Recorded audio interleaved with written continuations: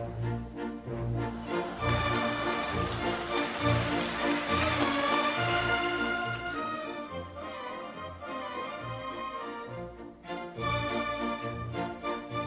Vito Ignazzo.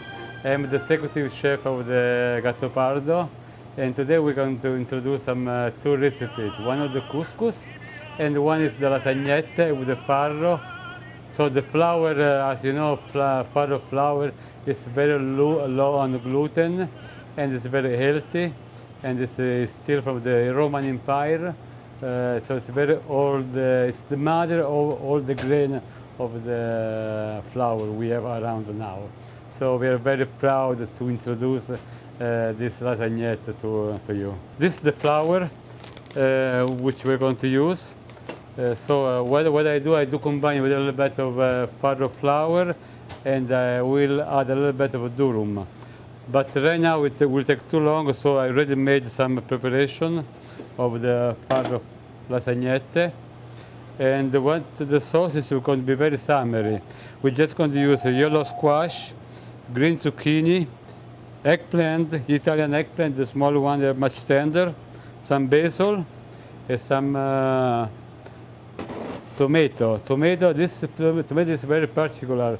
It comes from Provincia di Salerno, Corbara, and it's very small tomato, and it's very sweet. To peel a little bit the tomato, and we split in half, and we get rid of a little bit of the seeds, just the middle part, but not too much, just a little bit. We cut to small cubes, and that's it. And you might add rinse a little bit with the salt. It's enough just 1 hour of salt. So just drain with the salt, that's it. Then we add the zucchini. Zucchini you don't need to drain with the salt because it's very tender and doesn't have too much liquid, water. Especially this kind of zucchini. I do use the extra fancy green zucchini, which is very medium size and very tender. And now during the summer they're available always at the market, especially at the farmer market. They're very beautiful to use this kind of a zucchini. Same thing for the yellow.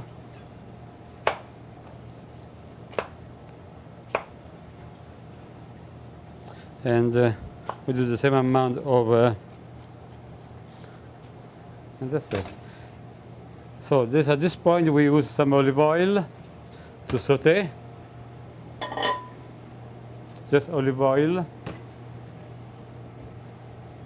For our kind of recipe, we always use extra virgin olive oil. 1 clove of garlic, just smash it a little bit. But you have to pay attention to not burn the garlic. If you burn the garlic, just discard everything to the garbage, because it won't be any good flavor. It will be very bitter flavor, and that's the worst thing can happen to the sauce. This might take 5 or 6 minutes. But meanwhile, we do the sauce, we cook the pasta. This kind of pasta, if it's made in the same day, it takes 1, 2 or 3 minutes, if it's made the same day. But you can, this kind of pasta you might keep at least 3 to 5 days. So each day goes by, you might cook a few seconds extra. At this point, since we have not much time, we do the sauce already done previously, ready to drain.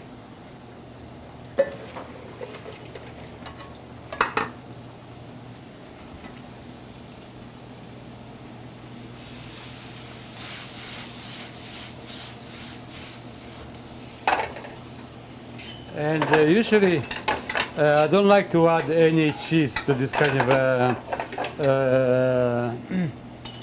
sauce, because it's just made of veggie, zucchini, eggplant, olive oil, and tomato. And so you want to taste the fragrance of the ragu of the vegetables. So I prefer not to add any cheese, but that's with very personal taste. Well, to make the fresh pasta, it might take at least 1 hour or so. Sometimes you have to. Is it a typical dish for the restaurant? Yes, this we just came out this year on the summer menu, and it's a big hit because it's very healthy. Has no cholesterol, very low in cholesterol. Right. Has no cheese. But And, cheese is great. We love cheese. Yeah, but cheese just goes in some type of sauce. When you use the fresh tomato sauce, olive oil, it's so good. You don't need to add anymore. I am for the simplicity. Right. And what about seasonal? Do you change your dishes seasonally? Yes, we do. Just one garlic, a little bit of olive oil, scratch the garlic. Just get some flavor from the garlic, add the sauce, the tomato, cook just a few seconds, not minutes, seconds, Right. and just add the pasta. Fantastic. Believe me, you have nothing better to eat. Fantastic. Believe me. What a great And this recipe. one of the best tomato. We are very proud of this kind of tomato. So is this southern Italy? It's around Salerno area, Amalfi Coast. Oh, okay. Before you get to the Amalfi Coast, you go through Pagani, and then you eat Corbara. Corbara is a very small area of Campania, and that's where they make this kind of tomato, Corbari. Now let's do the couscous. Couscous, as you know, is very Mediterranean. So this is the raw couscous. So now we're going to do the couscous. Couscous, it might sound you not Italian, but it is Italian, because I thought it was Mediterranean. I thought it yeah, was. I was going to say that. Yeah, right. It is Mediterranean, yes. Yeah. So in Sicily we do use couscous, in Sardinia they use fregola, calamari, scallops, some fish which is branzino, some shrimps. Shrimps is typical from Sicily, Mazzara del Vallo, it's a very famous red shrimps, some lobster, clams and mussel. We start with the longer cooking fish, which is the sea bass and the calamari.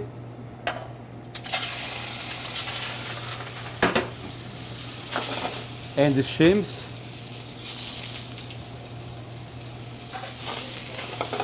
I like to add to the fish a little bit of a pesto made with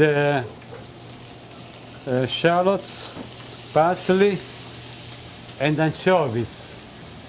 It's an extra flavor. Do you make your own pesto? Yes, we do. Shallots, anchovies, and parsley, which gives you an extra flavor to the ragu. So we let it golden, got some flavor.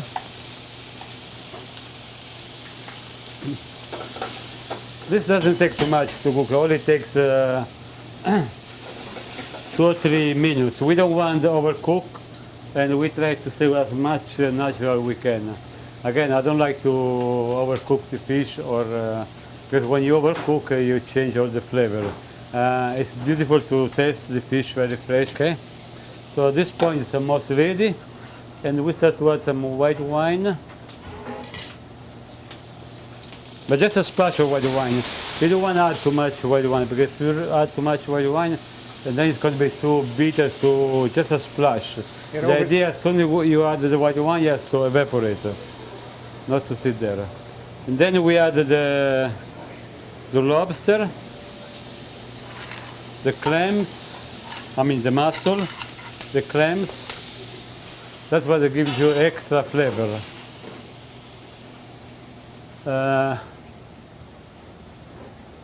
We cover for a few minutes,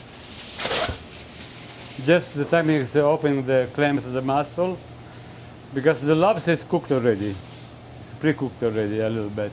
We just we want to cook it a little bit, just the time is opening the clams and the mussel, and that's it. Then we add some flakes. What I like about your dishes is they're all very simple to prepare, but very tasty. That's the beauty of it, to be very simple, And when you eat a dish, you know what you're eating. The clams, the mussels, they just open, so that's ready to go. So we add some fresh parsley to give some flavor, some fresh tomato, some fresh olive oil, And then a pinch of pepper. a pinch of pepper, which is must go there. And it's very hot pepper, pepper flakes. It is, that's from Calabria. Yeah. The couscous, the idea to give them three. I guess everyone knows how to cook the couscous, steam it. So it should be very easy to cook the couscous. It's also Middle Eastern as well as Mediterranean, the couscous. Yeah, not too far from. But it's a very beautiful land. The mafia doesn't count, it doesn't represent Italy. So the idea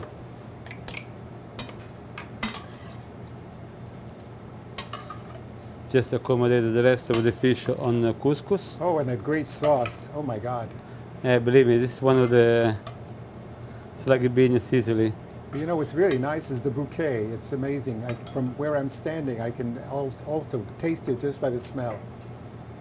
You have to consider this, the dish comes before the eyes. The eyes decide you to get close to the dish or not. Absolutely. Then the smell, Absolutely.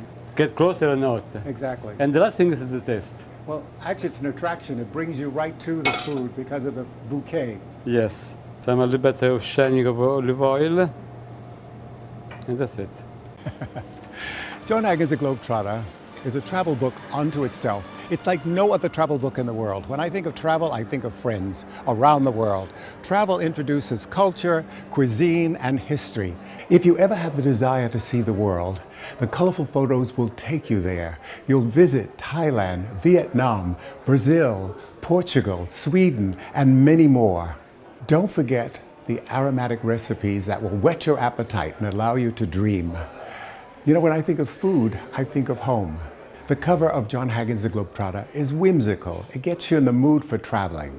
Remember, my world is your world. So get up, get out, and travel! I am so delighted to be here at Il Gattopardo, and the restaurant is owned by Gianfranco Serotino, and he is the most wonderful host I've ever met. And this is the second time we're talking, and we've become old friends at this point. So the restaurant was originally the House of Rockefeller, which has a lot of history, and now it's a beautiful restaurant with 2 levels, party area. Everything you want is here. Great wine, great olive oil, great chef, and the great host, of course, Gianfranco. You know, this is going to be such an incredible experience. The food here, you know what I love about it is your chef Vito prepares these dishes, and they're so simple, but so tasty. And I think that's what's so marvelous. And it doesn't take very long to prepare. And they're traditional dishes, you know. Yeah. And every season, I understand that you're changing the menu so it sort of suits the season. Exactly, yes. We change the menu according with the season, but also what you said is very true. The Italian cuisine is a cuisine of fresh ingredients, the quality of the ingredients. And we always say that if you do an Italian dish with 4 ingredients, 1 is too much. Italian cuisine is the simplicity, enhancing the freshness and the quality of the ingredients. And Vito really represents that with his dishes. He's an artisan. The other restaurant, which is Leopard's, is southern Italy. Yeah. And how would you define the cuisine here? Yes, Il Gattopardo, the cuisine is typical of Campania, a region of Italy, the south of Italy. I am from Napoli and the chef Vito is from Salerno. So when we open up the Gattopardo, and by the way, we open up the 18th September 2001, a week after the tragedy of the Twin Towers, so not a good time to open up. But when we open up, the concept was to recreate the cuisine of my mother, my grandmother, his grandmother, but choosing the best ingredient we can. And instead, the Leopard des Artistes is the cuisine of the south of Italy. We have dishes from Campania, but dishes also from Puglia, from Calabria, from Sardinia, from Sicily, from Basilicata. So it's a little more over the south of Italy. And that's where your olive oil comes from. Correct, but the one that we're tasting today comes from Umbria. We have a very small, is a lady that created like 1,000 bottles of olive oil and will buy all of them, all their production. And it's so good. It's very balanced, but with that little spice in it that is delicious. I really suggest you to taste it because it's very, very good. Oh, I'm excited to taste it. Yeah. And also, do you get your balsamic also from Italy? Of course, yes, balsamic from a modern area. To be balsamic, it has to age so many years, and we have two kinds of balsamic, the vecchio and the extra vecchio, which is aged over 30 years. Wow, because we were in one of those factories or producers of balsamic, and it was fascinating to see the little barrels, and the whole process was just amazing. And that was in Modena, and it was just an incredible experience. I mean, I had no idea that it took so long to make balsamic, you know. Oh, yeah. So it's a whole education. Yeah, right. And they used to give as a present the father to the daughter when she got married, to give the barrel with the balsamic and keep aging, you know. Oh my God, how fantastic. You know, travel is such a wonderful education because you learn all the time. Yes. I mean, everywhere I go, and especially in Italy, you know, there's always a different, no matter what city you're in, there's always something different, you know. That's and it's true. marvelous. And the food is superb, as your food is, you know. Thank you. And I'm going to taste the olive oil because we've just talked about it, and I think we should certainly give a little taste because it's just amazing. And the color, it's first press also. Correct. And that's really the best. Yes. It's superb. Beautiful. Glad And it you does like have that little bite. Yeah. Absolutely. You know, the thing I find with Italian food, as a matter of fact, is the freshness, which I think is just the most wonderful thing. And I had the opportunity of making ravioli, which I had never done before. So this is a whole other thing. And, you know, Italian food is just so fantastic. I'm glad you like Italian food. Absolutely. And I'm going to taste this, as a matter of Please. fact. Yeah, let's dig in. And those are the farro lasagnette, as Chef Vito prepared. The farro is a very ancient grain, probably one of the most ancient grain, very low in cholesterol, almost no gluten, and we make with sauté vegetable, with like eggplant, squash, zucchini, touch of olive oil, pomodori from Corbara, an area my God. between Napoli and Salerno, and the fresh basil. Simplicity, but this is the taste of my land, you know, and this is also the taste of the summer, you know. And also the tomatoes are very special and very different in terms of it's like a full ripeness. And the color is just absolutely exquisite. It's the kind of thing that if people don't know, they should really get to know the pomodoro because it is an incredible tomato. Can you buy the tomatoes here? Are they imported here? Yes, exactly. They are imported. There are several companies that they are specialized in one kind of tomatoes. We buy the San Marzano from the Nocerino area. We buy the Piennolo, pomodori del Piennolo, that they come from the Vesuvio area. And this one is the Corbara. We also have the Pacchino tomato that comes from Sicily. These areas are very, very small, so the production is very small. And you have to be careful because there are lots of imitation of these tomatoes, and they are not original, and they don't have that sweetness of the tomato that you can taste in this pasta. Right. For us, it's very important for us of il Gattopardo, the Leopard Dessertista, and Mozzarella Vino. It's very important the quality of the ingredients of the products. Not only we do our own pasta with this ancient grain that they are not only delicious, but they are healthy and safe. But everything we buy, we try to understand where it's from, who is making it, what is the history behind that. Because a product, to be good, has to be made from the beginning. So we respect a lot the farmer and what they do, how they do. Right. But I think also there's passion involved. Oh, yeah. You know, because it's like their children in the sense of you know, as it grows, and their tradition of going from one generation to another, which I think is fantastic, as opposed to, you know, the children going off to America, as a matter of fact, and the whole tradition is gone. Here are the kids and the families, they stick together and they really produce some of the best products, I think, in the world. Yeah. You say something very interesting when you talk about passion, because our line, you can read in our menu, in our web, there is always at the end of the menu, passion is our main ingredient. Absolutely. You know, you have to do that with the passion. You have to love what do you do. And every morning when I wake up and I come here, for me, it's a joy. It's a joy to meet the people I work with, because it's part of my family. We've been working for years and years together, 15, 20, 30, 25 years. And you know, I love my client. I have customers that they've been coming here for 30 years, 25 years.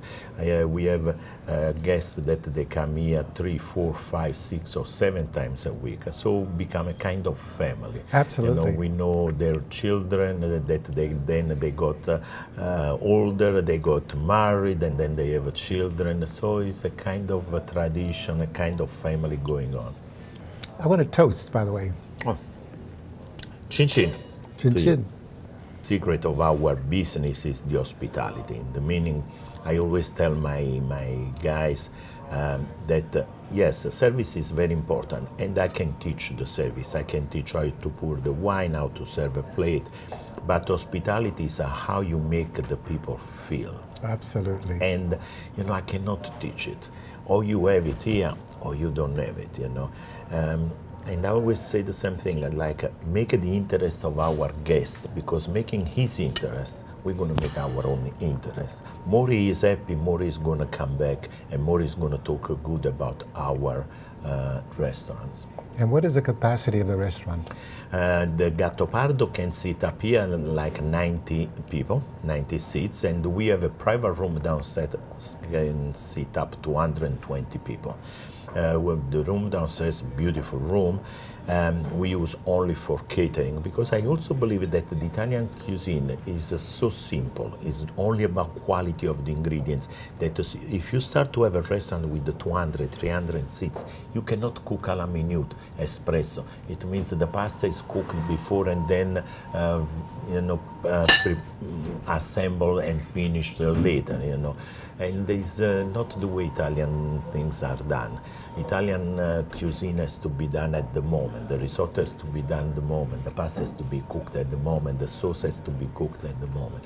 Everything has to be done simply with the fresh ingredients and the right time. This was the Rockefeller townhouse where the Rockefeller used to live until 1956, when Senator Nelson Rockefeller died.